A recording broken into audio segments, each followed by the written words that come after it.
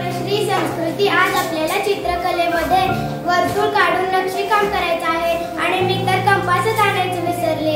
प्रतीक्षा, तू चिंता नको करूस. आपल्या टीचरांनी आपल्याला हाताच्या बोटांच्या साहाय्याने आणि पेन्सिलच्या साहाय्याने वर्तुळ काढायला शिकवलेला. चल, मी तुला दाखवते.